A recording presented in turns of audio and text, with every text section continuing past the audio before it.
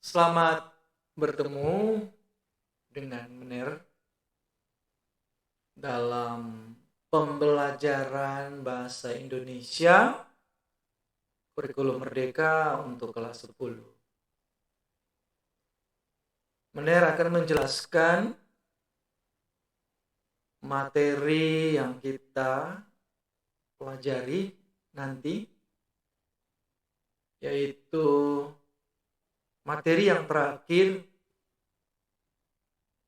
yang seharusnya beberapa kali pertemuan itu sudah hampir selesai.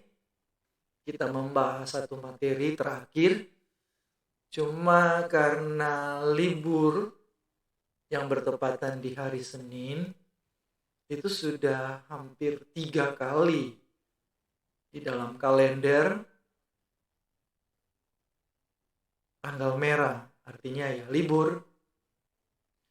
Nah, karena libur di kelas kalian, yaitu di kelas Sion dan kelas Kolose, kelas 10 Sion dan kelas 10 Kolose, banyak tertinggal materi yang harus kita bahas, yaitu materi yang terakhir.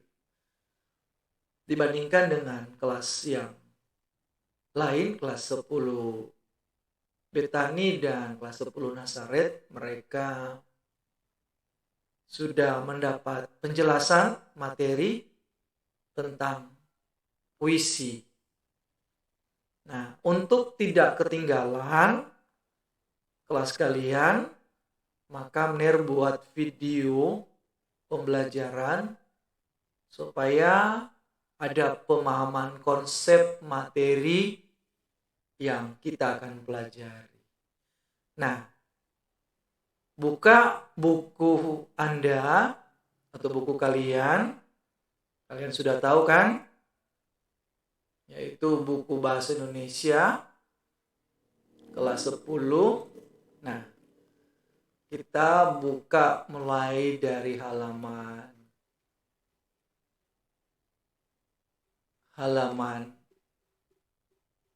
222 atau halaman 221. Nih, perhatikan. Nah, ini bab ke-6. Di daftar isi, coba Anda perhatikan, di mana materi terakhir itu bab 6. Dengan tema berkarya dan berekspresi melalui puisi. Kalau dilihat dari temanya berkarya dan berekspresi, artinya setelah penjelasan materi ini diharapkan kalian bisa membuat karya. Dengan karya itu kalian bisa berekspresi. Nah, berkarya dan berekspresi di mana? Melalui puisi. Nah, kita tahu di mana penulis puisi. Anda boleh menjadi penulis puisi. Karena penulis puisi dapat menggunakan kata-kata dan bahasa untuk menciptakan karya yang memikat dan bermakna. Nah, mungkin kalian sudah pernah menulis puisi di SMP atau disuruh membaca puisi di SMP. Oke, kita lanjut ya. Nah, scroll. Kita lanjut ke halaman selanjutnya. Nah, di sini ada tujuan pembelajaran. Nantinya kalian diharapkan baca baik-baik, diharapkan kalian mampu memahami, paham dulu, dapat menganalisis, dapat menilai, kemudian dapat menanggapi, dan terakhir dapat membaca puisi dengan baik. Nah, kata-kata kunci dalam puisi adalah diksi, rima, tipografi, pembacaan puisi, dan ada kata resensi. Nah, coba kalian yang punya WA tanya Meta AI. Coba kalian tanya Meta AI, apa itu diksi? Nanti Meta AI jawab. Nah, kalau sudah dijawab, Ner berharap kalian mencatat di buku diksi itu apa. Kemudian tanya di Meta AI. Meta AI, rima itu apa? Nanti dia jawab. Selanjutnya, tanya di Meta AI. Meta AI, tolong, apa itu tipografi? Kemudian tanya, Meta AI, pembacaan puisi itu apa? Dan terakhir tanya, apa itu resensi Meta AI? Nah, kalau Meta AI sudah menjawab, Ner berharap kalian mencatat itu di buku kalian. Lihat, selanjutnya peta konsep untuk kita belajar tentang berkarya dan berekspresi melalui puisi. Pertama, kita harus tahu dulu pengertian dan karakteristik puisi. Ulang. Kita harus tahu dulu apa pengertian, definisi, dan karakteristik atau ciri-ciri puisi itu apa. Nah, selanjutnya kita boleh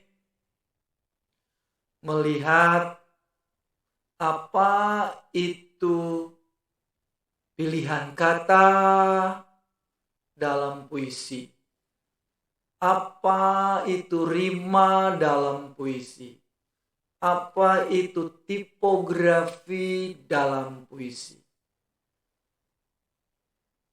Oke? Ulang. Apa itu kata-kata atau pemilihan kata atau diksi dalam puisi? Apa itu rima dalam puisi? Apa tipografi dalam puisi sehingga mendukung makna ketika kalian menulis puisi? Lanjut. Kemudian kalian mengidentifikasi diksi setelah baca puisi. Nah, kalian lihat di puisi itu kan ada kata-kata. Puisi itu disusun kata-kata yang indah. Nah, kata-kata itu dipilih. Nah, makanya pilihan kata. Dilihat.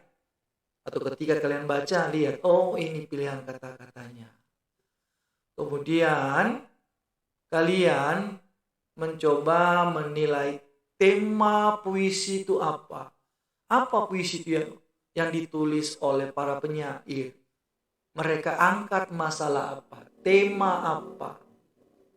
Gagasan apa? Terus dilihat, dirasakan. Suasana puisi itu apa? Kemudian makna puisi itu apa? Kemudian coba. Nah, ini kita lewat dulu ya. Ini menulis resensi antologi puisi, kita skip saja. Nanti lain waktu kita akan pelajari. Tapi yang akan kalian berkarya, berekspresi, ini yang terakhir. Coba kalian nanti baca puisi lewat penghayatan, ekspresi, gestur, suara, dan metode yang sesuai untuk membaca. Jadi ini ya terakhir. Jadi setelah Anda memahami pengertiannya, tahu tentang pilihan kata, diksinya, rimanya, tipografinya atau susunan kata-kata dalam puisi. Kemudian Anda tahu tema, suasana, ada makna di dalam. Nah, kemudian terakhir kalian membaca, ungkapkan lewat karya dan ekspresi kalian. Oke. Ner akan buka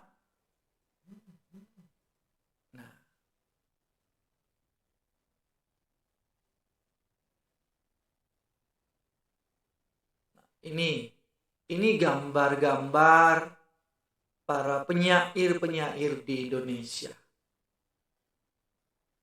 Nah, mungkin kalian dari salah satu sudah kenal, atau kalau belum kenal, coba kalian search di Google gambar-gambar seperti ini penyairnya siapa mereka. Nah, ini mempermudah melihat mereka ini siapa-siapa. Nah, mereka ini ada Chairil Anwar.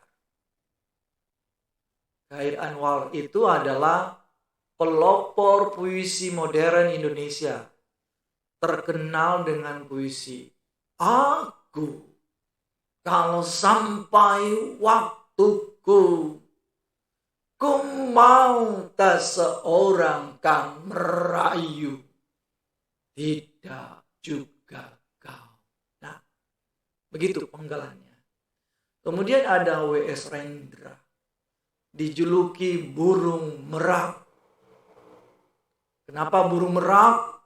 Karena setiap kali membaca gestur tubuhnya seperti burung merak, sering mengangkat tangannya. Nah, beliau sangat kritis puisi-puisinya tentang sosial. Nah, ada Sapardi Djoko Damono. Ini penyair terkenal dengan puisi Hujan Bulan Juni. Nanti kalian search ya, cari di internet.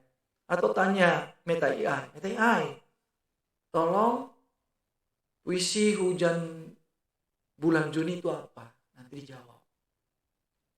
Selanjutnya ada Taufik Ismail. Ini penyair yang banyak menulis tentang perjuangan dan kemanusiaan. Ada Mustafa Bisri. Selain penyair, beliau ini adalah ulama dan budayawan Indonesia. Ada Sutarji Kalsum Bahri. Beliau ini penyair dengan gaya eksperimental dalam puisinya. Jadi Sutarji Kalsum Bahri ini coba kalian buka di YouTube, lihat beliau membaca puisi. Memang agak nyentrik sedikit. Dia merupakan penyair yang bebas mengekspresikan diri. Nah, ada Gunawan Muhammad. Nah, Gunawan Muhammad ini sebenarnya nih jurnalis ya. Dia penulis esai, artikel. Tapi juga beliau menulis puisi. Sehingga dia disebut penyair. Ada Djoko Pinurbo. Nah, ini Djoko Pinurbo agak lucu-lucu. Nah, ini penyair dengan gaya khas yang sering menggunakan humor. Jadi puisinya bisa ketawa kalau kita dengar. Kalian cari ya di YouTube. Cari Djoko Pinurbo. Nah, lihat puisinya. Nonton puisinya. Nah, ada Wiji Tungkul. Nah, puisi yang dikenal dengan puisi-puisi perjuangan rakyat. Nah, tapi sayangnya Wiji Tungkul ini menjadi korban politik. Jadi beliau ini sepertinya ada sedikit sejarah yang menyedihkan. Jadi beliau ini ditangkap entah di mana. Karena sampai saat ini Wiji Tungkul belum dan tidak ditemukan. Karena beliau terlalu kritis mengkritisi pemerintah lewat puisi-puisinya. Nah, ada Sitor Situmorang. Ini penyair yang banyak menulis tentang budaya dan sejarah. Nah, mereka ini adalah para penulis puisi terbaik yang telah menghasilkan banyak karya berkualitas. Beberapa puisi mereka menarik untuk kita pelajari dan dikaji. Apa itu dikaji? Yaitu dianalisis. Nah, analisis lewat apa? Nah, kita akan pelajari di buku yang ada, yang kalian miliki. Kita scroll lagi. Nah ini sama foto-fotonya. Tapi di sini ada penyair-penyair wanita juga. Nanti kalian cari. Ini siapa penyair wanita? 2 penyair ini. Kalau ini Chairil Anwar.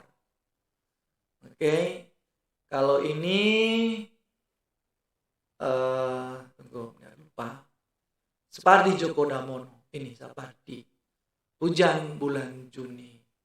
Nah, kalau ini Taufik Ismail. Selanjutnya, nah mungkin tadi kan bertanya, apakah kalian tahu foto-foto ini? Kemungkinan kalian sedikit tahu. Nah, apa yang kita akan pelajari? Tadi Mener sudah memperlihatkan di peta kita mempelajari di halaman sebelumnya. Nah, di sini Mener ini hitamkan pada bab ini, pada materi puisi ini, kalian akan mempelajari lebih dalam tentang puisi melalui kegiatan menelaah struktur puisi. Catat, struktur puisi. Kemudian selain struktur puisi, unsur-unsur puisi. Nah, tadi Mener bilang kita skip yang antologi puisi. Lanjut saja. Setelah itu kita membaca puisi dengan intonasi dan metode yang sesuai. Nah, setelah Mener menjelaskan materi ini, kalian siap-siap dalam 2 minggu ini ke depan, kalian diharapkan dapat menghasilkan suatu karya dan mengungkapkan ekspresi melalui media puisi. Oke, sepakat ya? Nanti terakhir kalian akan menghasilkan suatu karya. Apa itu puisi? Puisi merupakan salah satu karya sastra selain prosa dan drama. Apa itu prosa? Prosa itu ada novel, ada cerpen, dan seterusnya. Apa itu drama? Kalian sudah tahu. Drama adalah sebuah dialog yang dipentaskan melalui alur cerita yang ada. Oke. Drama-drama Anda boleh temukan di dalam sinetron dan film-film lainnya. Oke, kita tidak membahas drama. Sebagai sebuah karya sastra, puisi digunakan seseorang untuk apa? Untuk mengungkapkan pikiran, gagasan, dan perasaannya dalam bentuk pilihan-pilihan kata atau diksi yang indah. Nah, kata-kata dalam puisi cenderung bersifat apa? Kiasan, menghiasi. Kiasan itu dia menghiasi kata-kata dan disampaikan dengan teknik apa? Figuratif. Nah, tanya dulu. Meta AI, apa itu figuratif? Figuratif itu adalah teknik. Tanya dulu Meta AI. Kalau kalian sudah buka, catat. Nanti kalian tolong Setelah dapat kata figuratif, nanti kalian chatting di WA group. Mener, teknik figuratif itu adalah, Mener tunggu di WA group. Nah, untuk menciptakan apa? Suasana yang apa? Mampu mengugah imajinasi. Imajinasi, perasaan, dan keindahan. Bagi siapa yang mendengar?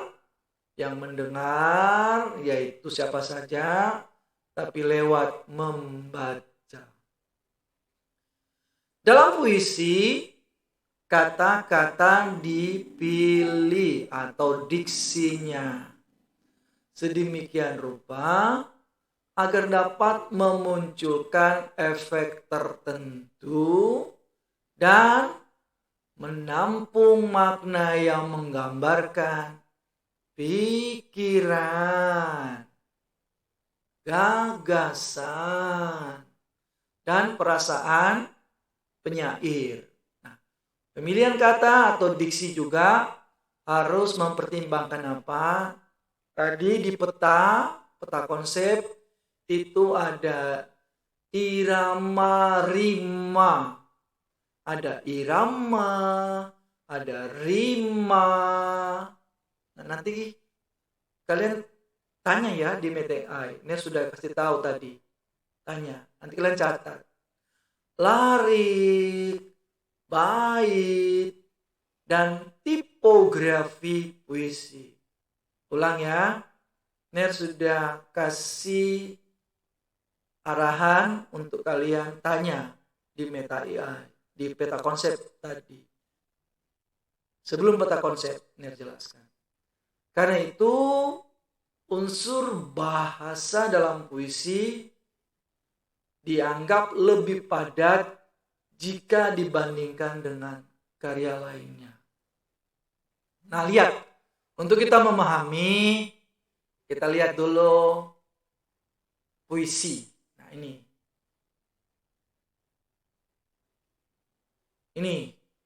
Sapardi Djoko Damono. Lihat gambarnya ya.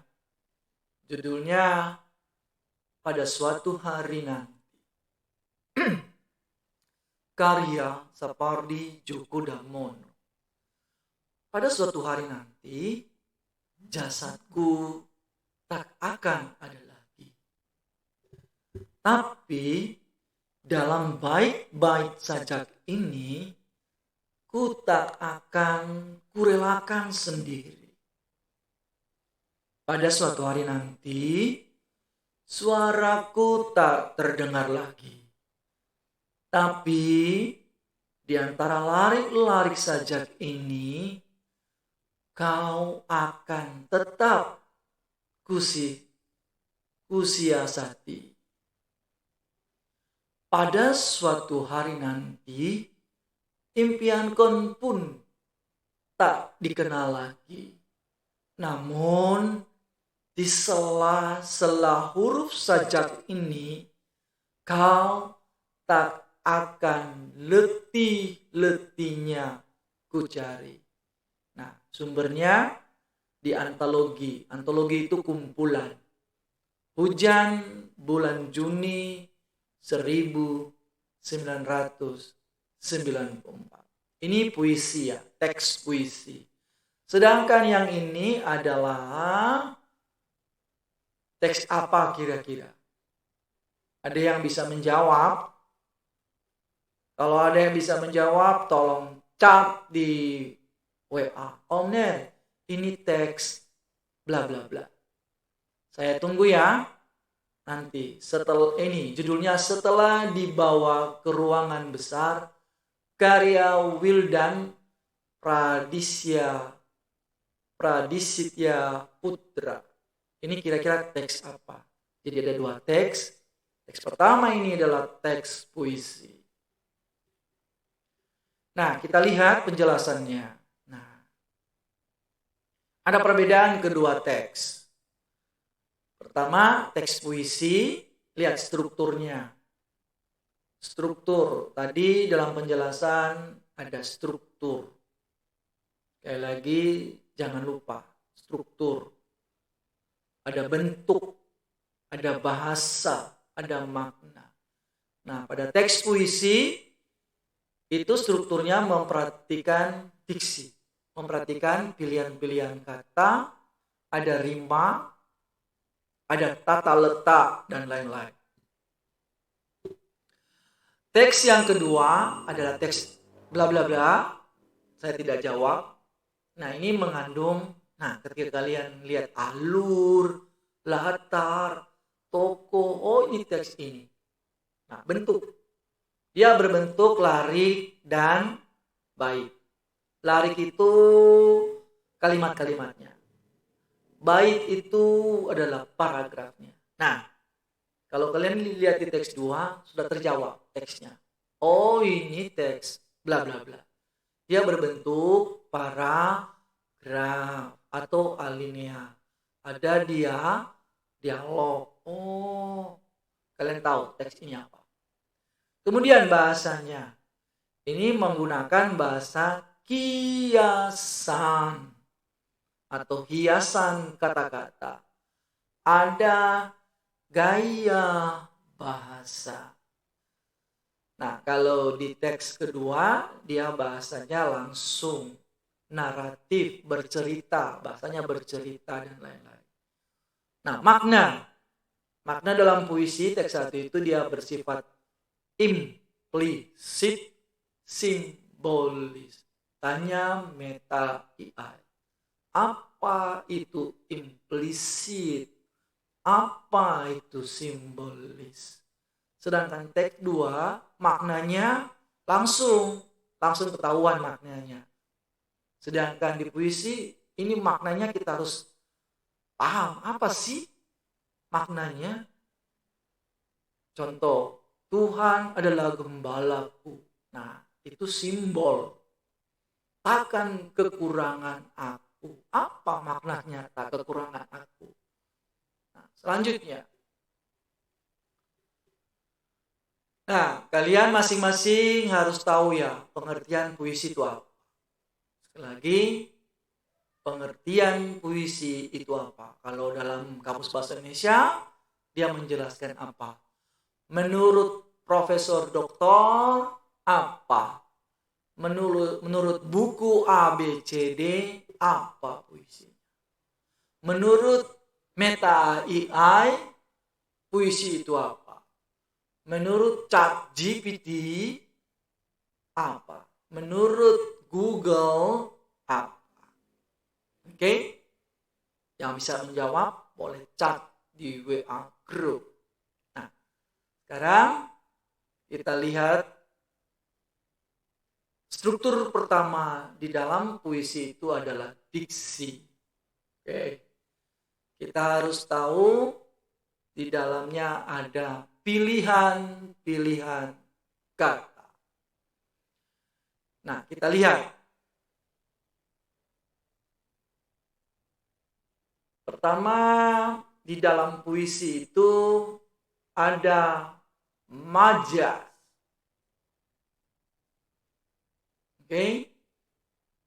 Sekali lagi, di dalam puisi itu ada majas, gaya bahasa. Nah, ada yang tahu majas itu apa? Gaya bahasa itu apa? Benar tahu? Kemungkinan kalian sudah dijelaskan oleh guru bahasa Indonesia di SMP kalian masing-masing. Jadi dalam diksi itu, di dalam pilihan kata-kata itu ada gaya bahasa. Apa gaya bahasa? Nah, gaya bahasa itu merupakan bahasa kiasan, bahasa yang menghiasi di dalam kata-kata atau kalimat yang digunakan untuk menampilkan efek. Nah, untuk menimbulkan apa? Efek. bagi pembacanya. Nah, kita lihat ini ada contoh puisi judul Padamu Jua, karya Amir Hamzah. Habis kikis, segala cintaku hilang terbang. Ulang kembali aku padamu seperti dahulu. Kaulah kandil gemerlap, pelita jendela di malam gelap, melambai pulang perlahan, sabar setia selalu. Satu kekasihku, aku manusia, rindu rasa, rindu rupa. Di mana engkau, rupa tiada, suara sayup, hanya kata merangkai hati. Engkau cemburu, engkau ganas, mangsa aku dalam cakarmu, bertukar tangkap dengan lepas. Nanar aku, gila sasar, sayang berulang padamu jua. Engkau pelik menarik ingin, serupa darah di balik tirai. Kasihmu sunyi, menunggu seorang diri.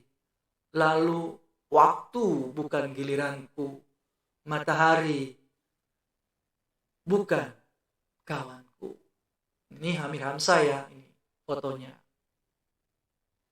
Nah, sekarang coba kalian lihat, telaah di dalam puisi ini mana majas yang ada di dalam puisi ini.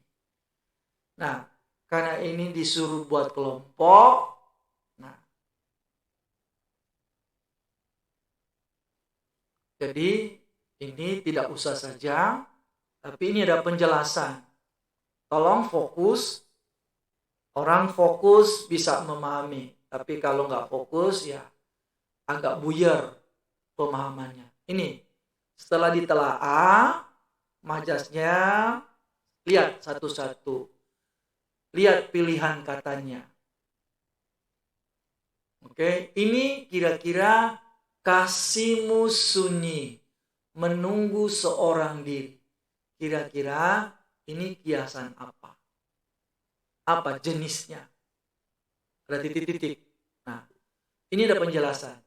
Kiasan yang mempersamakan sesuatu dengan manusia yang dapat berbuat, melakukan sesuatu hal dan sebagainya, itu disebut jenis majas apa. Nah, Mener coba buka aplikasi Gemini. Ini Gemini, Mener tanya. Mener tanya, atau kalian buka saja Google. Hai Google. Kalian ketik, jelaskan gaya bahasa dan contohnya.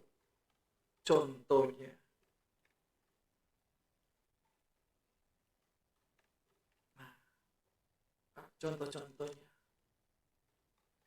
Enter. Aduh, tunggu. Benar. Sorry. Internetnya nggak jalan. Oke, connect. Tunggu ya.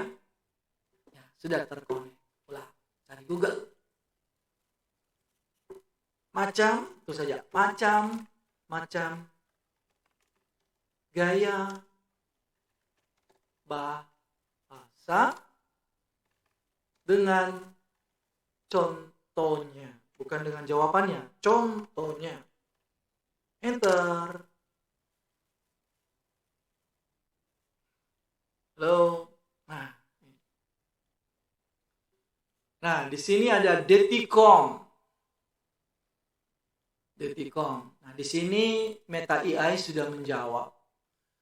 Gaya bahasa atau majas adalah ungkapan yang digunakan untuk membuat bahasa lebih indah, lebih menarik, lebih efektif. Nah, ada macam-macam gaya bahasa.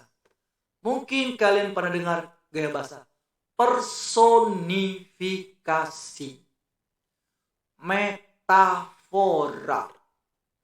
simile, hiperbola, dan ironi. Nah, ini ada contoh. Matahari tersenyum cerah. Nah, itu personifikasi. Apa itu personifikasi? Ini personifikasi adalah gaya bahasa atau bahasa yang menyerupai person, manusia. Nah, person itu manusia. Contoh begini. Jadi ada benda-benda atau apa saja yang menyerupai seperti manusia. Ombak berguling-guling di pantai. Yang bisa berguling ya bisa manusia. Blacky Dogi. Nah, seakan-akan benda-benda ini seperti makhluk hidup. Nah, atau ini pohon melambai-lambai. Yang bisa melambai-lambai itu manusia. Atau begini, langit menangis melihat si Melkianus. Ya, langit menangis. Apa maksudnya? Nah, langit menangis itu hanya pada manusia.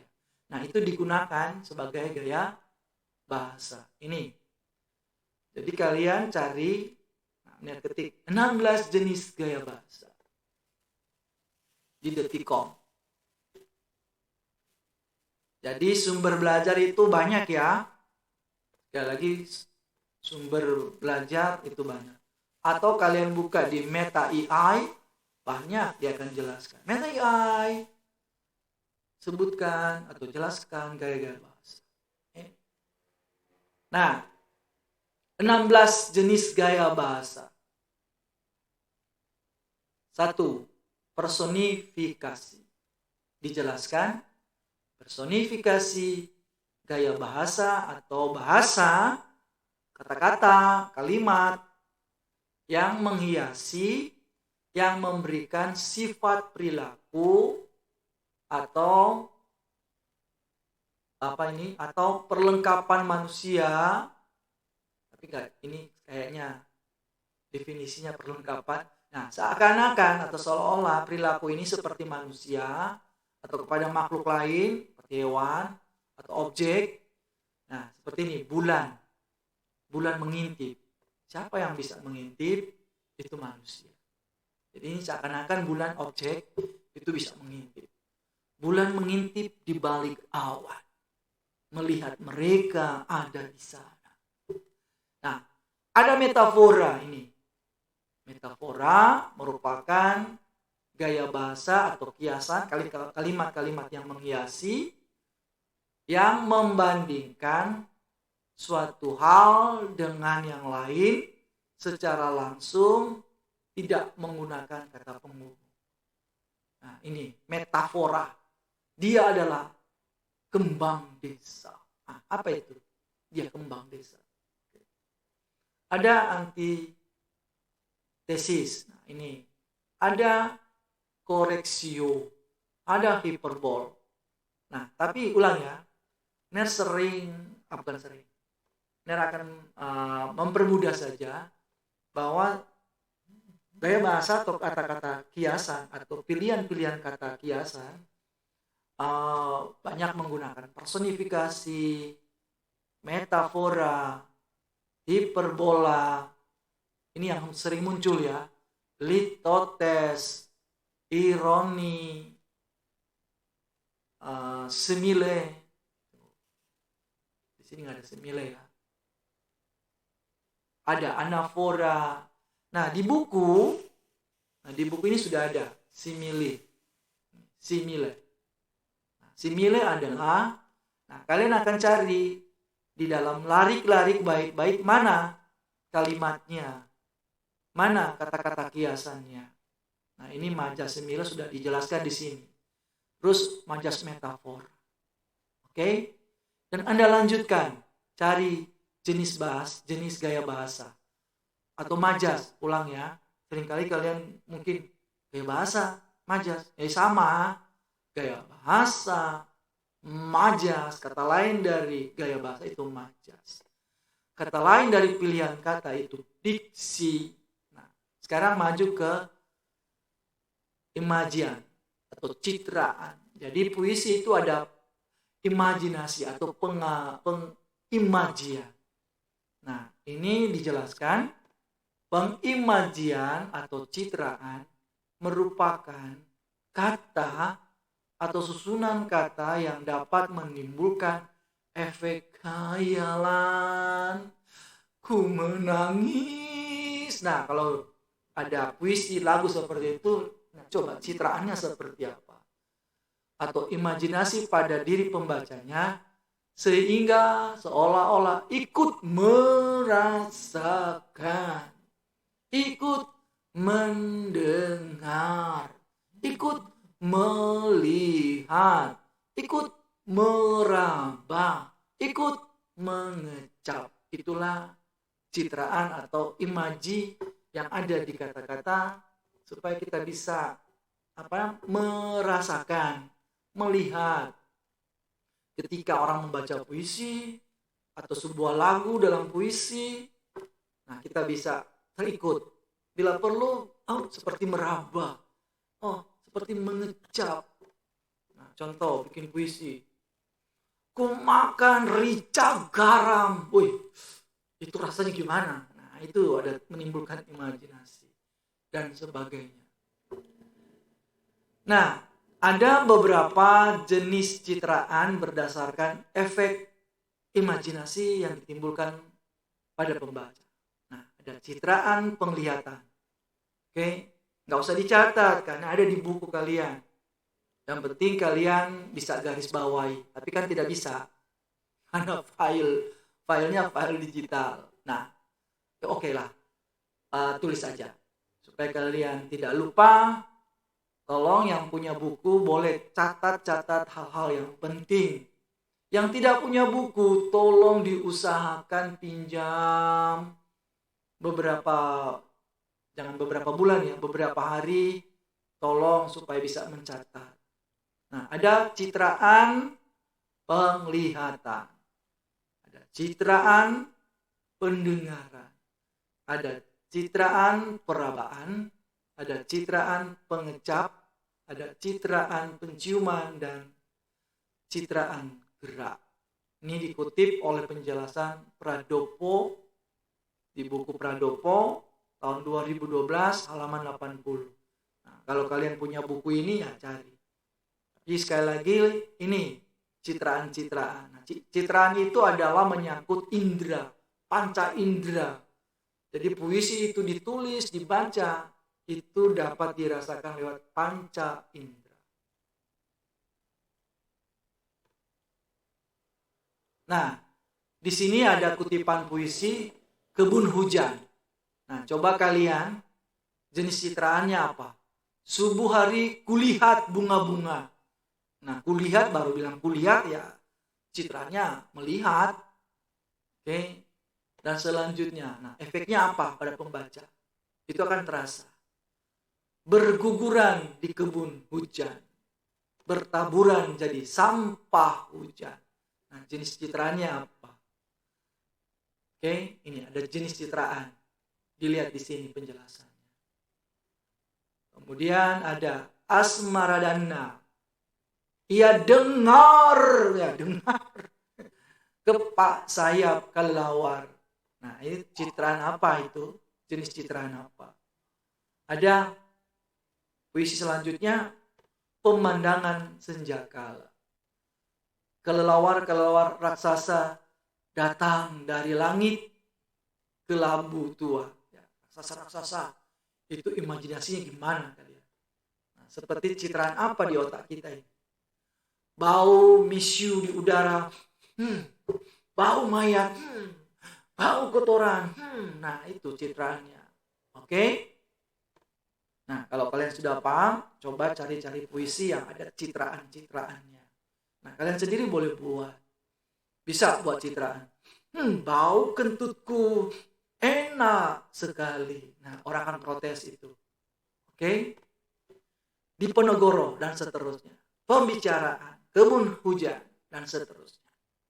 Ternyata banyak puisi untuk contoh-contoh citraan. Nah, di dalam puisi ada juga kata konkret. Jadi ada kata-kata konkret. Apa itu konkret? Nah, itu ada penjelasan. Kata konkret adalah kata yang rujukannya lebih mudah ditangkap oleh indera. Artinya nyata kata-katanya. Jadi kata-katanya berwujud. Nah, ini ada contoh. Ini. Nah, tadi pembuka penjelasan Mener tentang Hujan Bulan Juni karya Sapardi Djoko Damono. Tak ada yang lebih tabah dari hujan bulan Juni. Dirahasiakannya rintik rindunya kepada pohon berbunga itu. Tak ada yang lebih bijak dari hujan bulan Juni. Dihapuskannya jejak-jejak kakinya yang ragu-ragu di jalan itu. Tak ada yang lebih arif dari hujan bulan Juni. Dibiarkannya yang tak terucapkan diserap akar pohon bunga itu. Nah, terdapat beberapa kata atau frase. Frase itu lebih dari satu kata ya. Nah, kata atau frase. Nah, pada puisi ini dapat digolongkan sebagai kata konkret. Hujan itu konkret. Jalan, konkret. Pohon bunga yang kita bisa lihat, itu konkret. Jalan, ulang lagi, jalan, hujan, apalagi jejak-jejak kaki, itu konkret, bisa dilihat. Kemudian pohon bunga, bisa dilihat, pohon kan bisa berbunga. Oke? Nah, itu merupakan kata-kata konkret yang dipilih. Sekali lagi, diksi itu dipilih. Kata-kata yang dipilih adalah kata konkret. Ada. Tidak semua harus menggunakan gaya-gaya bahasa, tapi bisa dengan kata-kata konkret. Nah, tapi yang lebih bagus juga dikombinasikan. Ada kata-kata imajinasi, kata-kata dalam gaya bahasa, dan dikombinasi dengan kata-kata konkret. Langit, kata konkret itu. Matahari, gunung, kata konkret. Tapi kalau matahari menangis, nah itu sudah gaya bahasa. Nah, ini ada puisi Cintaku Jauh di Pulau karya Chairil Anwar. Cintaku jauh di pulau, gadis manis, sekarang iseng sendiri. Perahu melancar, bulan memancar, di leher ku kalungkan oleh-oleh buat si pacar. Angin membantu, laut terang, tetapi terasa aku tidak akan sampai padanya. Di air yang tenang, di angin mendayu, di perasaan penghabisan, segala melaju. Ajal bertata sambil berkata, tujukan perahu ke pangkuanku saja. Amboi, jalan sudah bertahun kutempuh, perahu yang bersama kan merapu. Mengapa ajal memanggil dulu, sebelum sempat berpeluk dengan cintaku? Manisku jauh di pulau Mambor, manisku jauh di pulau manisku jauh di pulau. Kalau ku mati, dia mati iseng sendiri. Ini. Nah, kalian coba lihat kata-kata konkret. Itu pulau, itu konkret. Oke, artinya tanah dan seterusnya. Perahu itu kata konkret. Ini. Perahu kata konkret. Pulau pulau itu, di pulau itu kata konkret. Dan seterusnya. Kalian cari ya kata-kata konkret. Nah, ada kata-kata konotatif. Ini adalah struktur puisi. Oke? Ada kata-kata konotatif. Kalau ada konotatif, ada denotatif. Metai, apa itu konotatif? Metai, apa itu konotatif? Nah, di sini konotatif sudah ada penjelasannya, yaitu kata yang bermakna atau berasosiasi. Berasosiasi itu bermakna. Oke? Kata itu dibuat makna. Ada makna atau dia punya pengertian lebih dari satu. Oke, contoh matahari.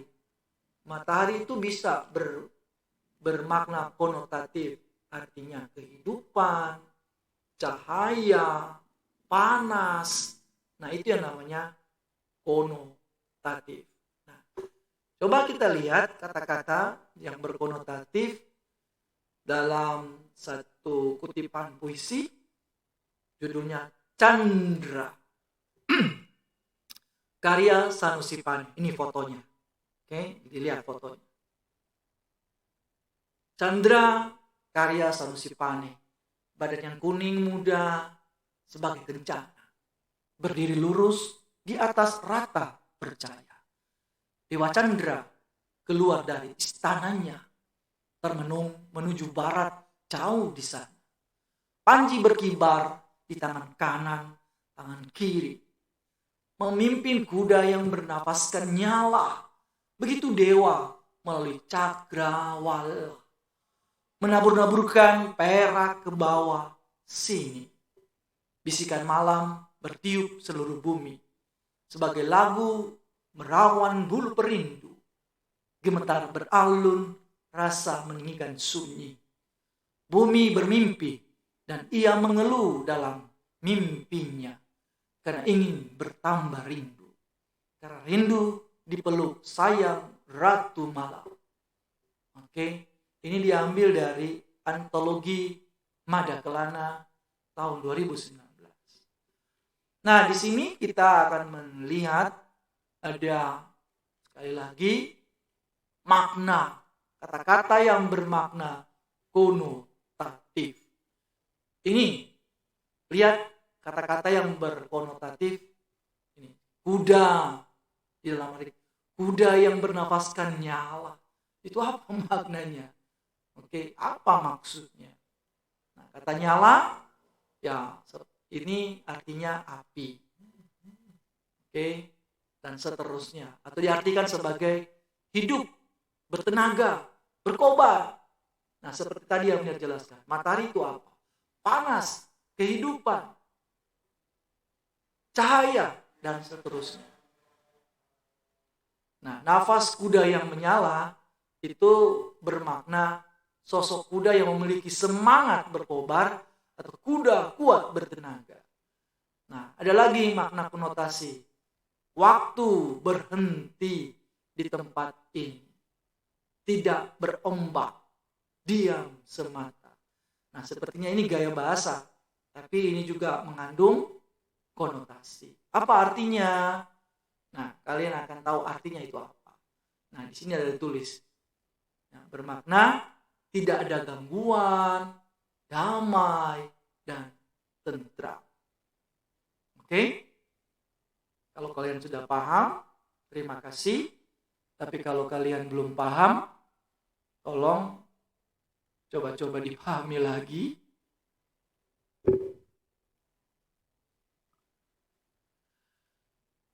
Nah, ini ada puisi Nelayan Tersesat. Nah, ini tadi ada fotonya. Nah, ini adalah penyair wanita Dorothea Rosa Herliani. Oke. Nelayan Tersesat. Nah, kalian coba lihat kata-kata yang bermakna konotasi. Di sini banyak.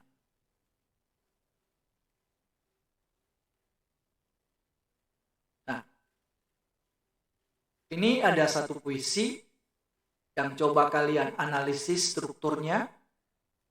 Sekali lagi, Anda lihat strukturnya. Ini halaman 237.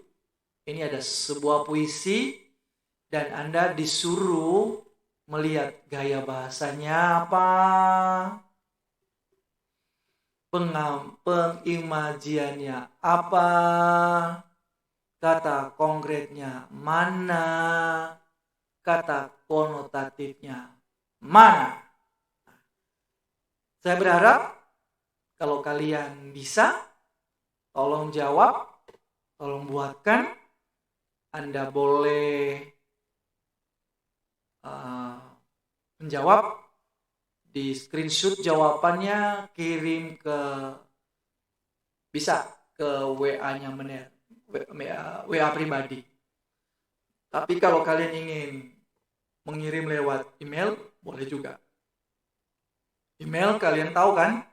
Kalau belum tahu nanti Mener kasih di WA group supaya kalian bisa mengirim ini. Latihan, latihan. Kalian coba melatih lewat puisi ini. Baca baik-baik dan kalian menganalisis apa gaya bahasanya apa? Apakah hiperbol, litotes, semile, dan lain-lain. Imajina citraannya apa? Kata konkretnya mana-mana, apa semua, dilarik mana, apa maknanya. Kata konotatif, apa maknanya, dan seterusnya. Oke, sekarang kita masuk pada ini, penjelasan.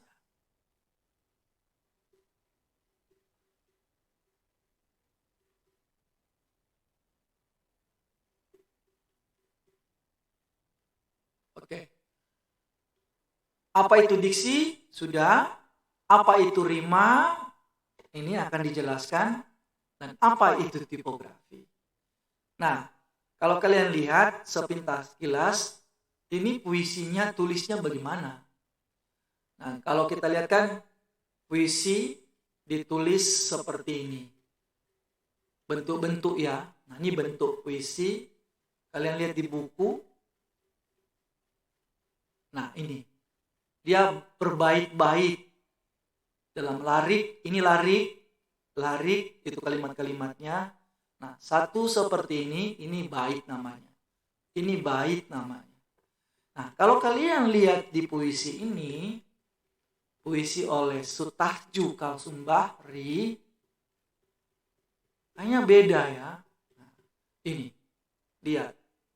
Puisi, tapi karya Sutarju Kalsumbahri. Nah, lihat bait-baitnya. Kok begini ya? Larik-lariknya bukan bait. Lariknya seperti ini. Nah, ini namanya tipografi atau susunan tulisan-tulisan dalam puisi. Nah, Ner akan buka di Google. Nah, Ner ketik tipografi puisi. Tipografi puisi.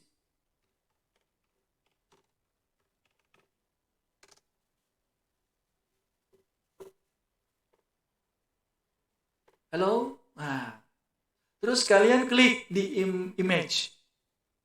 Nah, inilah. Dia ada yang berbentuk payung, berbentuk pedang, berbentuk manusia, berbentuk pohon. Nah, itu adalah tipografi bentuknya. Nah, kita kembali. Kalian bisa lihat ya, ini tipografi. Ada yang berbentuk love, ada berbentuk panah, tanda tanya, ada yang seperti ini, bulatan, ada yang seperti buku. Nah, macam-macam. Ada kupu-kupu, macam-macam. Nah, kita kembali lagi. Ini puisi dari Sutarji Kalsumbahri. Judulnya Tapi. Bacanya begini. Aku dia agak serak-serak, tapi jangan mengikuti. Kalian punya gaya membaca sendiri. Tapi seperti begini. Aku bawakan bunga padamu. Tapi kau bilang masih. Aku bawakan resah padamu. Tapi kau bilang hanya. Aku bawakan darahku padamu. Tapi kau bilang cuma. Aku bawakan mimpiku padamu. Tapi kau bilang meski. Aku bawakan dukaku padamu. Tapi kau bilang tapi.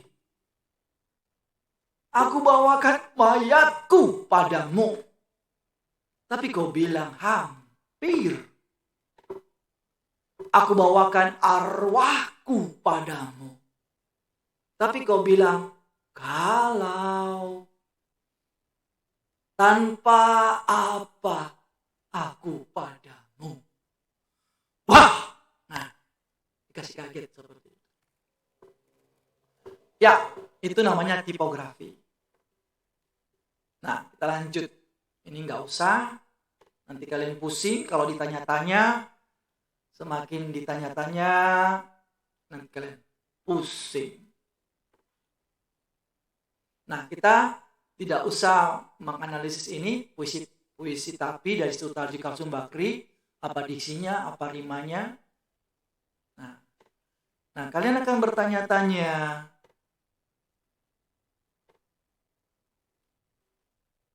apa itu rima?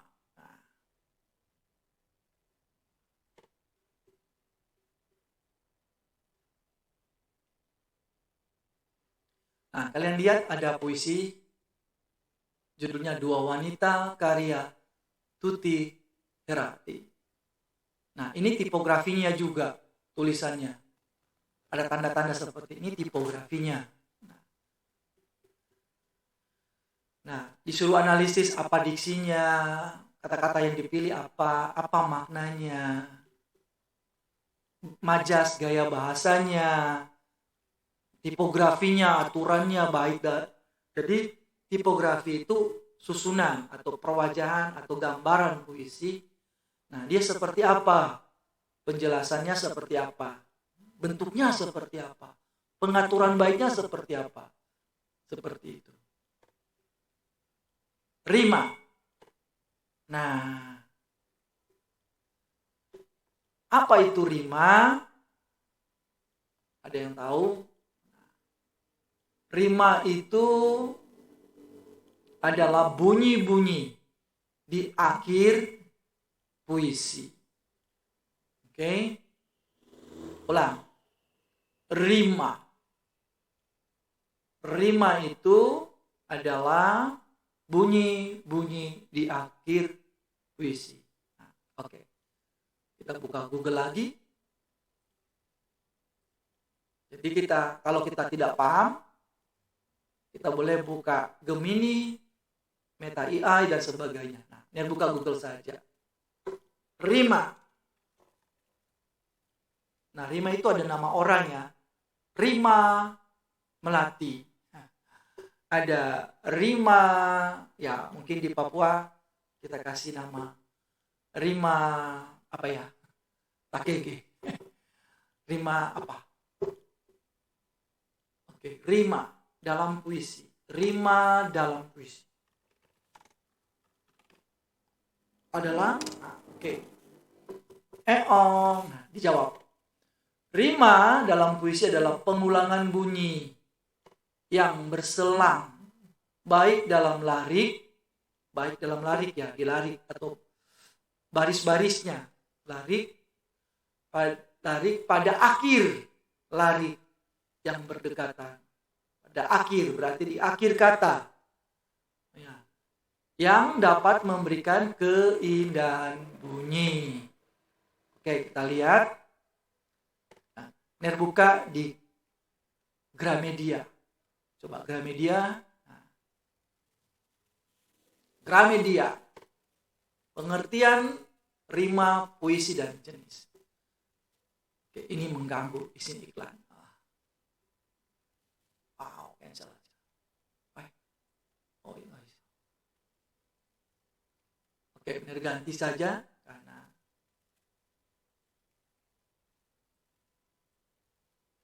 benar buka di CNN Indonesia.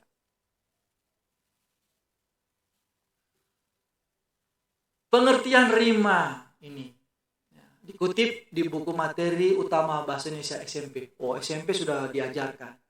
Rima adalah pengulangan bunyi. Jadi bunyi-bunyinya diulang. Nah, biasanya di akhir-akhir larik atau di akhir-akhir kata puisi. Nah, ini membuat indah ketika dibaca. Nah, ada jenis rima berdasarkan bunyi dan contohnya. Ada rima sempurna. Rima sempurna. Apa rima sempurna? Rima sempurna adalah rima yang seluruh kata di akhir. Jadi kata atau kalimat, terus kalimat itu kan ada kata terakhir. Nah, kata terakhir pada akhir baris itu sama bunyinya. Nah, kalian pernah dengar ini pantun pendek, ubur-ubur ikan lele. Apa artinya? Jangan makan ubur-ubur, nanti beracun. Nah, ini contohnya. Ini rima sempurna. Bunyinya ini sempurna. Ditemukan di dalam bentuk puisi atau dalam bentuk pantun. Ini contoh. Kalau ada jarum yang patah, ha. Ini ha. Jangan simpan di dalam peti. I. Kalau ada salah pepatah, ha. Ini ta. Ha. Jangan simpan di dalam hati. Jadi bunyi ta ini dan patah itu sama. Nah, ini bisa dirumuskan ini A, B. Ulang. Rima sempurna itu adalah rumusnya A, B. A dengan A, B dengan B. Bunyinya sama. A patah. Ini A patah dengan A yang di larik ketiga A sama bunyinya.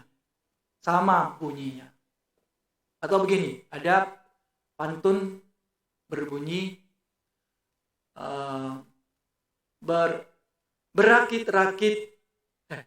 berakit-rakit ke hulu. Berenang-renang ke tepian. Cari Tuhan dahulu, tenang, kemudian ian. Oke?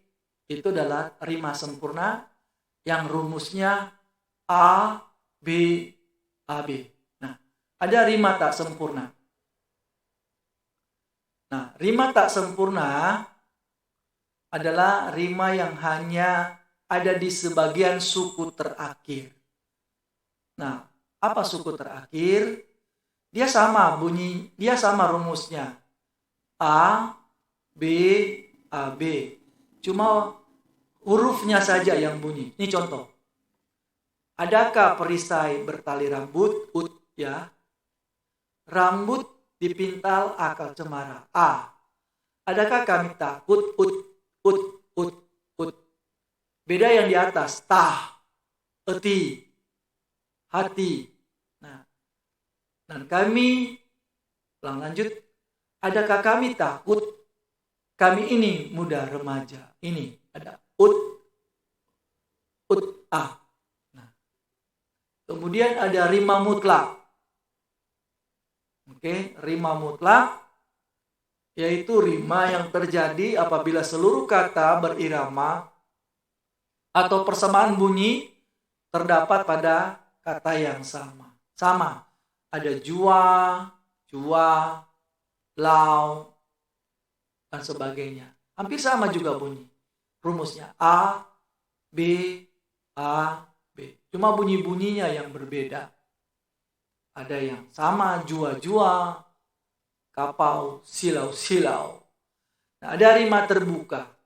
Oke. Rima terbuka, buka luka, peti budi, padu madu. Ini contohnya. Jadi cuma bunyi vokal-vokal saja. Oke, rima terbuka itu adalah bunyi vokal, diakhiri vokal-vokal. Nah, kemudian rima tertutup. Rima tertutup, ini contoh. Tutup, hidup, putih. Nah, ini bunyinya konsonan, konsonan. Ulang, rima tertutup. Kalau rima terbuka, bunyinya vokal-vokal. Sedangkan rima tertutup, bunyi akhir-akhirnya berbunyi huruf konsonan-konsonan. Nah, ada juga rima bebas. Rima bebas yang lain, yaitu bunyinya ya tidak beraturan di belakang. Boleh, silakan. Nah, kita kembali kepada buku. Ulang lagi ya, rima itu bunyi-bunyi yang membuat indah. Nah, bunyi-bunyi itu pada akhir-akhir kata di setiap larik-larik puisi. Oke? Nah, sekarang kita akan masuk pada tema dan suasana. Jadi menulis puisi itu ada tema. Apa persoalan yang mau diangkat? Kemudian di dalam puisi itu ada suasana. Sekali lagi, kita menulis puisi itu ada suasana. Karena puisi itu melibatkan perasaan, pikiran, dan perasaan. Ini puisi. Ini contoh ya. Untuk memahami tema dan suasana. Untuk memahami tema dan suasana, coba kita baca puisi judul Tuhan Kita Begitu Dekat, karya Abdul Hadi WW. Ini WM, karya Abdul Hadi WM. Ini fotonya ya. Nah, ini bacanya dalam bentuk doa, suasana doa. Bacanya dalam bentuk suasana doa. Tuhan, kita begitu dekat. Sebagai api dengan panas. Aku panas dalam apimu. Tuhan, kita begitu dekat. Seperti kain dan kapas. Aku kapas dalam kainmu. Tuhan, kita begitu dekat. Seperti angin dan arahnya. Kita begitu dekat. Dalam gelap, kini aku nyala. Dalam lampu padamu. Dalam lampu padamu. Ini diambil dalam antologi. Sekali lagi antologi itu kumpulan puisi. Jadi kalau orang tanya apa itu antologi? Antologi itu adalah kumpulan puisi anak laut. Nah, kita juga punya buku antologi puisi yang ditulis oleh teman-temanmu. Jadi untuk di kelas Sion dan kelas Kolose tidak mendapatkan tugas menulis puisi, tapi di kelas 10 Betani dan kelas 10 Nasaret mereka menulis puisi, sehingga puisi-puisi mereka dibukukan dalam bentuk antologi puisi. Ada bukunya, nanti kalian tunggu. Ada sudah dicetak oleh sebuah penerbit. Nanti kalian akan membaca atau melihat antologi yang ditulis oleh teman-temanmu kelas 10 Betani dan Nasaret dan kakak kelas yang menulisnya. Nah, pertanyaan, kira-kira puisi tersebut di atas ini temanya apa? Atau berkisah tentang apa? Apakah kepasrahan, kesunyian, ketuhanan, atau kesendirian? Oke, nanti kalian pilih. Kalian jawab ya. Kalian pilih. Terus setelah kalian membaca, apa yang kalian rasakan puisi ini? Apakah rasa resah, gelisah, atau ada rasa rindu dan syahdu, atau ada rasa sedih dan perih, atau ada rasa tenang dan khidmat. Karena tadi Mner bilang, Mner baca dengan cara doa. Nah, apa yang kalian rasakan? Kemudian, apa kesan yang timbul setelah kalian membaca puisi? Apakah ada kehangatan, kedekatan dengan Tuhan, atau ada kesendirian dan kegelapan, atau ada keterikatan seperti elemen alam, atau ketidakpastian dan kebingungan? Nanti kalian jawab, oke? Kemudian bagaimana puisi ini menggambarkan hubungan dengan Tuhan? Kemudian pesan apa yang ingin disampaikan oleh penulis atau melalui puisi? Nah, kalian berikan contoh. Kalian memberi jawaban. Apakah itu kedalaman hubungan dengan Tuhan, ketergantungan, kekuatan, atau ketidakpastian? Oke, nah kita lanjut. Ini gadis peminta-minta. Kalian akan cari apa temanya, apa yang kalian rasakan, suasananya apa yang ada di dalam puisi gadis peminta-minta. Nah, di sini ada jawabannya tentang puisi yang di atas, temanya apa, tema yang dipilih penyair itu apa, yang dipilih oleh Abdul Hadi WM tadi apa temanya, ini ada, kalian baca ya, baca. Nah, ternyata itu bertema ketuhanan, tentang Tuhan. Atau masalah yang diangkat tentang Tuhan. Nah, suasananya ini. Ada suasana di situ. Sebagai api dan panas. Aku panas. Sebagai api. Nah, suasana apa tentang api? Suasana apa? Nah, kita lanjut lagi. Dengan puisi yang lain. Di sini kita coba lihat temanya apa. Suasananya apa. Judul Gadis Peminta-Minta, karya Toto Sudakto Bhaktia. Begini membacanya. Nah, kalian boleh membaca dengan gaya kalian ya. Kalau benar begini. Gadis Peminta-Minta, karya Toto Sudarto Bhaktia. Ini puisinya. Ini gambarnya. Ini fotonya. Setiap kita bertemu, gadis kecil berkaleng kecil, senyummu terlalu kekal untuk kenal duka. Tengah padaku, pada bulan merah jambu, tapi kotaku jadi hilang tanpa jiwa. Ingin aku ikut, gadis kecil berkaleng kecil, pulang ke bawah jembatan yang melulur sosok. Hidup dari kehidupan angan-angan yang gemerlapan, gembira dari kemayaan riang. Duniamu yang lebih tinggi dari menara katedral. Melintas-lintas di air kotor, tapi yang begitu kau hafal. Jiwa begitu murni. Terlalu murni untuk bisa membagi dukaku. Kalau kau mati, gadis kecil berkaleng kecil, bulan di atas itu tak ada yang punya. Dan kotaku, hidupnya tak lagi punya tanda. Ini antologi kumpulan puisi suara. Nah, Mner punya puisi suara. Aduh, Mner lupa taruh di mana puisinya. Dia buku kecil. Nah, jadi Toto Sudakto Bhaktia ini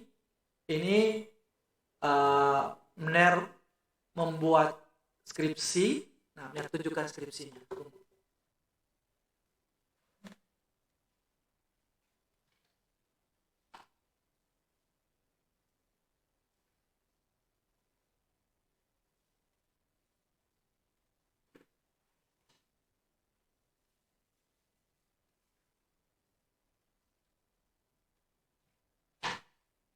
Nah,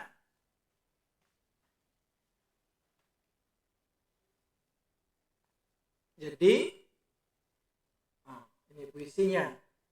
Ini skripsinya Mener mengambil puisinya Toto Sudarto Bachtiar. Toto Sudarto Bachtiar ini orangnya. Dia puisi ini Mener analisis, ini analisisnya.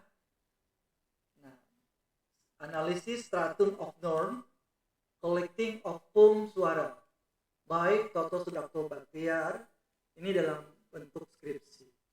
Nah, di sini ada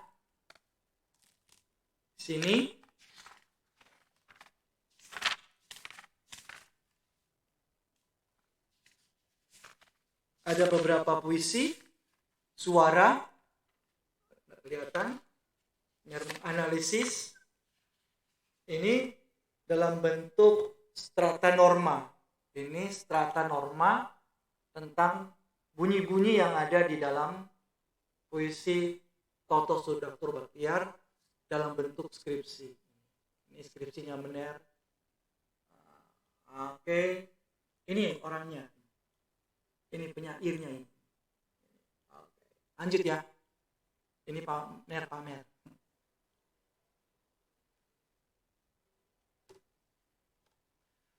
Oke, kalau kalian sudah membaca, ditanya apa perasaan, nada dan suasana yang terkandung apa, makna dan amanatnya apa di dalam puisi ini.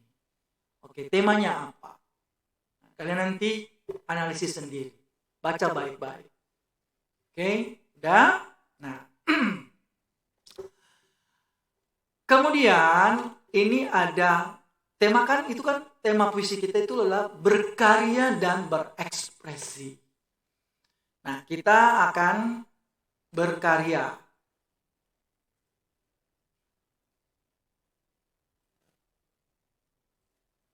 Nah, kita akan menyajikan musikalitas puisi secara kreatif. Nah, apa itu musikal puisi? Oke. Mener kasih penjelasan singkat. Musikalisasi puisi itu puisi yang kita baca menggunakan, diiringi dengan musik. Nah, diiringi dengan musik, kemudian bisa dinyanyikan dengan nada-nada kita atau nada-nada yang dikreasikan. Nah, coba kalian lihat di YouTube, nah, buka di YouTube. Nah, ini YouTube.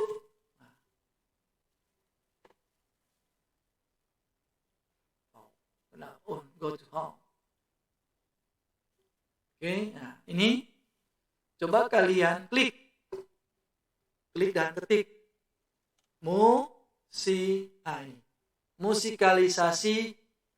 musikalisasi puisi. Nah, ini ada contohnya. Ini lihat, ambil ini musikalisasi puisi judul Sia-sia karya Chairil Anwar. Nah, seperti ini. Oppo Find N5. Tipis, ringan, elegan, dan selalu siap di sisi saya dalam berbagai aktivitas. Produktivitas dan efisiensi dalam smartphone global lewat. Nikmati benefit eksklusif hingga 22 juta rupiah. Oppo, make your moment. Cah kangkung favorit keluarga semakin nikmat pakai kering dan kecap manis dan terasi udang ABC. Yuk bikin. Ayo. Iklan lewat.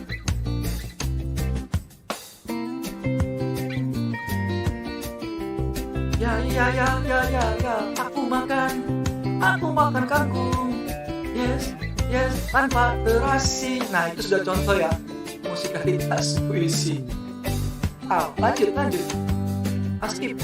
Wow. Yo, makan kangkung. Enak rasanya, bergizi, ada zat besi.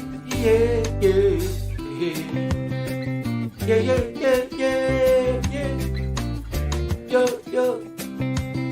Lama sekali. Nah, toh. Akhirnya terputar-putar.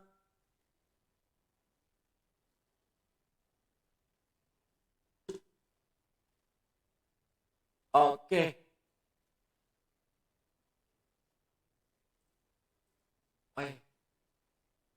Oke, berarti benar lanjut lagi. Ini kayaknya koneksinya benar tidak stabil. Tapi coba kalian cari lagi di YouTube, ketik musikalisasi puisi. Nah, kembali ke buku. Nah, kita akan menyajikan, atau kalian akan menyajikan, nah, nih, karena dibutuh karya. Kalian akan buat musikalisasi puisi secara kreatif. Nah, pertama kalian pilih dulu puisi apa. Oke. Nah, kalian memilih puisi-puisi, sekali lagi puisi-puisi nasional ya. Ulang, biar minta kalian menggunakan puisi-puisi para penyair-penyair nasional atau penyair-penyair yang kita kenal, yang seperti di foto-foto tadi. Oke, sekali lagi seperti yang di foto-foto tadi ya. Lihat, nah, judulnya apa, penulisnya siapa. Nah, ternyata tidak semua puisi cocok untuk dibuat musikalisasi puisi. Jadi ada yang puisi terlalu pendek, ada puisi yang terlalu panjang. Nah, kalian nanti pilih saja. Nah.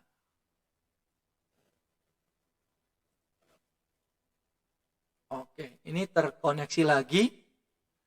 Nah, coba. Aduh, masih kangkung. Iya, rasa enak dan lezat, enak dimakan dengan nasi.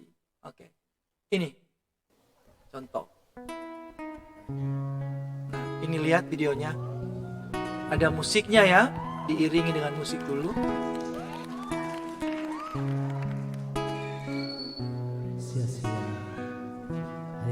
Puisi sia-sia karya-karya Anwar.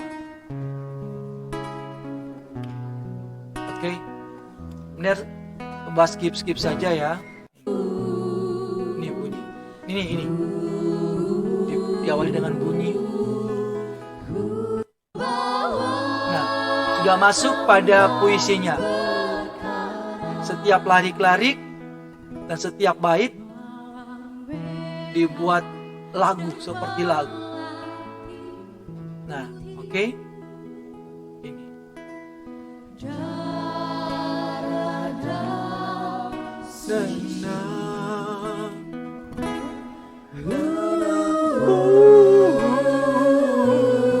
Oh yes. Oke, sudah ya. Kembali ke buku teks tadi. Jadi Anda coba cari judul dulu, jangan terlalu judulnya kemudian puisi itu jangan terlalu pendek, jangan terlalu panjang. Yang penting kalian bisa menyanyikan dan diiringi dengan musik. Oke. Nah, kedua, pahami dulu makna puisi itu apa.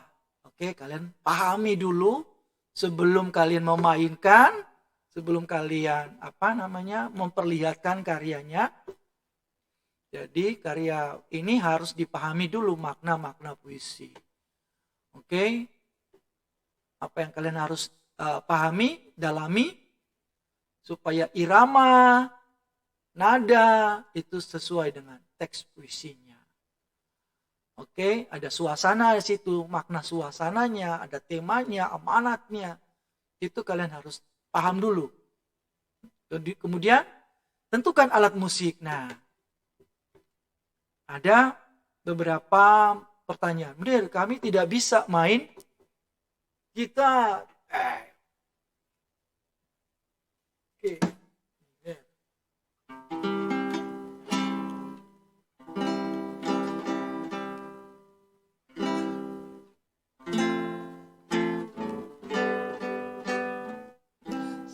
sampai akhir aku menutup mata, ku tetap setia menanti janjimu, sampai ku dapatkan mahkota kemuliaanmu,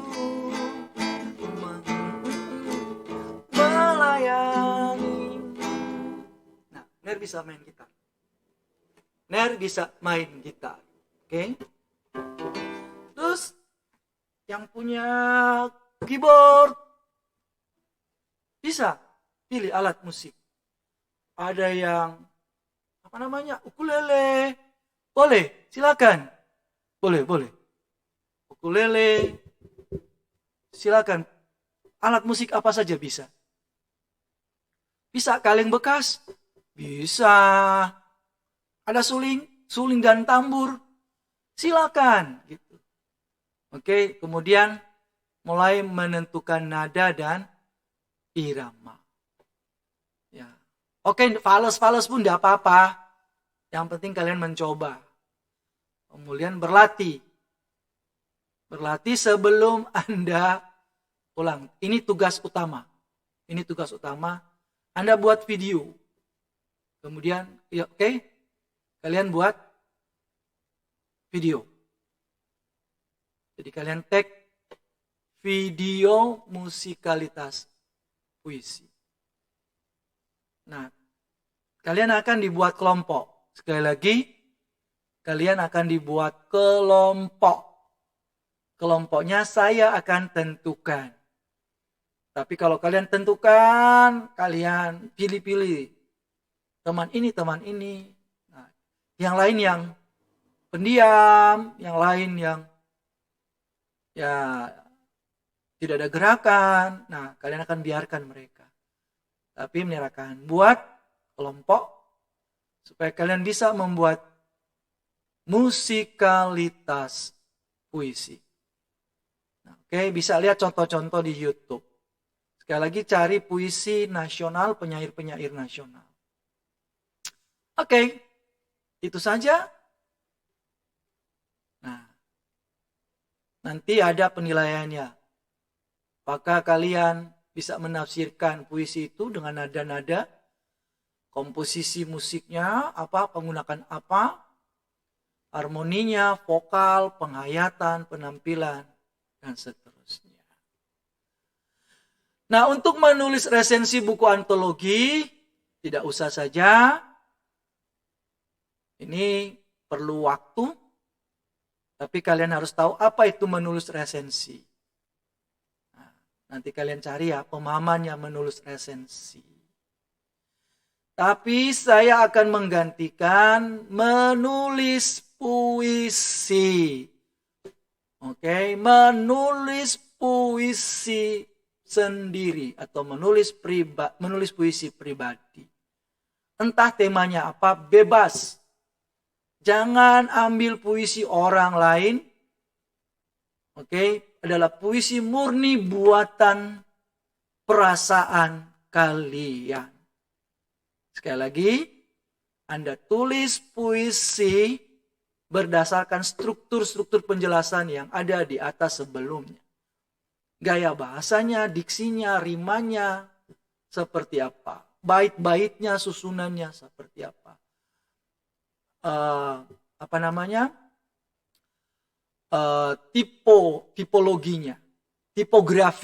Tipografinya seperti apa. Silakan. Anda buat puisi sendiri. Sekali lagi, puisi sendiri. Kemudian Anda terakhir Anda akan membaca puisi sendiri juga. Aduh, Ner, tugas terlalu membunuh. Enggak, itu tidak membunuh, tapi menghidupkan daya kreasi kalian. Oke, yang ini Ner ganti ya, menulis puisi sendiri. Oke, nah terakhir. Apa benar terakhir? Ada benar, tolong. Terakhir adalah membaca puisi. Anda merekam diri sendiri membaca puisi. Oke, nah ini. Membaca puisi dengan ekspresi dan kreatif. Karena Mener tidak bisa menilai satu persatu di depan, tapi Mener menyuruh kalian membaca puisi dengan satu, perhatikan ekspresi mimik wajahnya yang akan dinilai. Ekspresi membaca puisi. Ekspresi. Kemudian gerakan tubuh. Jadi tolong take videonya itu agak jauh ya. Supaya Mener bisa lihat gerakan tubuh. Oke? Seperti W.S. Rendra. Gerakan tubuhnya burung merak. Nah, kalau kalian mau seperti burung cendrawasih, loncat-loncat baca puisi ya boleh. Silakan. Mener mau lihat gerak tubuh gestur. Baca puisi. Kemudian ada lafal. Lafal artikulasi. Lafal. A, I, U, E, O. Artikulasinya. Harus jelas. Tekanan. Tekanan adalah ini. Nada-nada. Menekan pada kata-kata apa. Harus keras di kata apa. Harus di kata A. Oke. Terus lembut suaranya di mana kata-katanya. Selanjutnya ada jeda tempo. Jeda itu jangan cepat-cepat. Jangan baca-baca. Jeda merupakan bukan. Jeda itu harus jeda. Merupakan pemberhentian singkat. Jadi jeda dan tempo. Bagaimana Anda membaca supaya enak didengar. Sekali lagi supaya enak didengar. Oke? Intonasi mirip dengan tekanan. Tapi tekanan itu di setiap kata. Intonasi adalah nada-nada di setiap kata juga. Apakah tinggi di mana mau dibaca? Rendahnya di mana dibaca? Naik turunnya di mana? Seperti lagu atau nada-nada di dalam lagu. Oke? Ulang. Ini adalah unsur-unsur membaca puisi. Sekali lagi, unsur atau metode dan teknik membaca puisi. Nanti di soal bertanya, sebutkan metode-metode teknik membaca puisi. Nah, kalian bisa jawab. Pertama, ekspresi atau mimik wajah. Yang kedua, gerak. Yang ketiga, lafal. Yang keempat, tekanan. Yang kelima, jeda dan tempo. Terakhir, intonasi. Benar. Good. Nah, ini ada cara, tanda. Tanda untuk membaca puisi. Ini ada contoh di sini. Lihat. Sebelum kalian membaca puisi yang kalian pilih, kalian kasih tanda. Oh, ini. Tanda begini, garing, berhenti. Hujan tumbuh. Berhenti. Sepanjang malam. Nah. Kalau garis 2, artinya berhenti agak lama. Hujan tumbuh sepanjang malam. Berhenti panjang. Ini garing 3, berhenti lama. Nah, kemudian ini ada tanda suara perlahan. Ini ada tanda seperti ini, seperti tanda tersenyum. Suara agak perlahan. Ku dengar anak-anak hujan bernyanyi. Ini suara keras seperti berteriak. Ayo, temui aku di bawah. Ini tandanya. Kemudian yang bentuk ini, bentuknya ini, bentuk V. Ini tekanan pendek sekali. Seperti.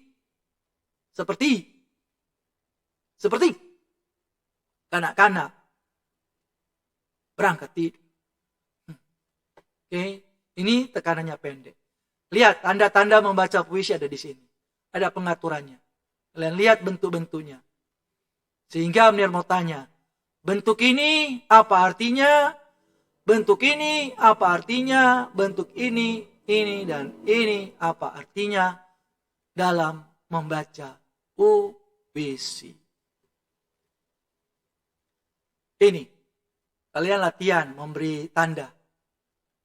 Di contoh puisi Sajak Saongkong Jagung karya W.S. Rendra.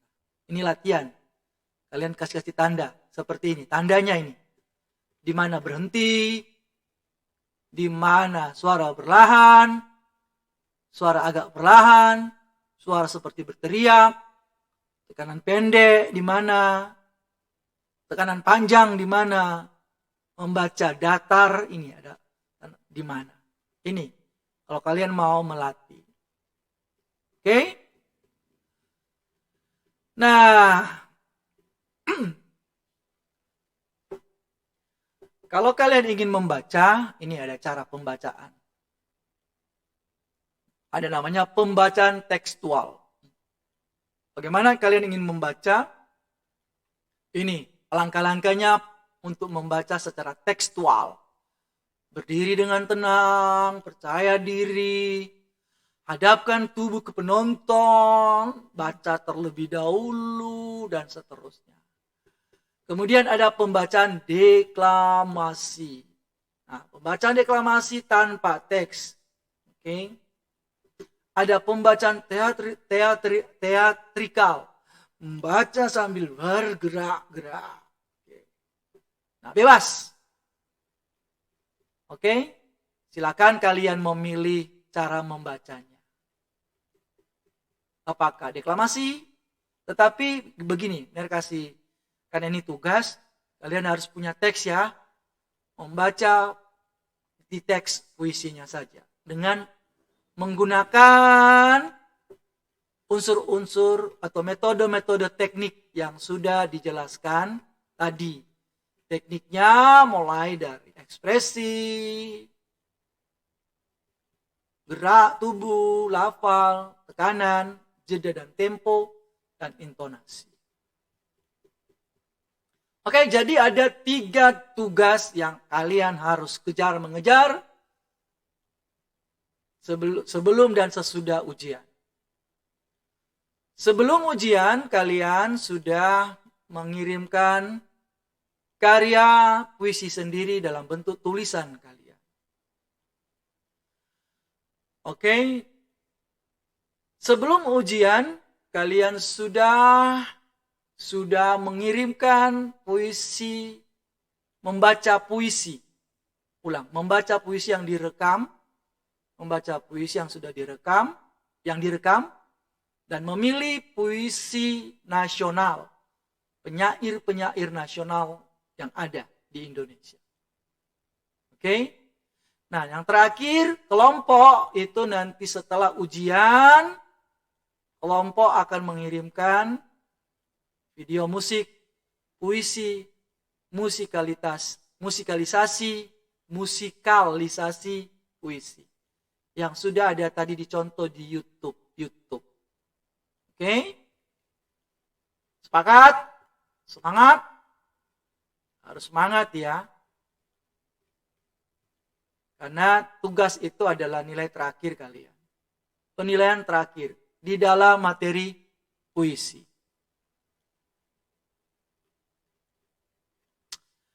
Demikian penjelasan materi tentang puisi. Jika kalian belum memahami dan belum mengerti, kalian boleh bertanya lewat chattingan WA grup yang ada di kelas kalian masing-masing. Oke? Dan sebelum ujian, kalian baca-baca. Terakhir, uji kompetensi ini kalian coba baca-baca, membaca uji kompetensi dan seterusnya.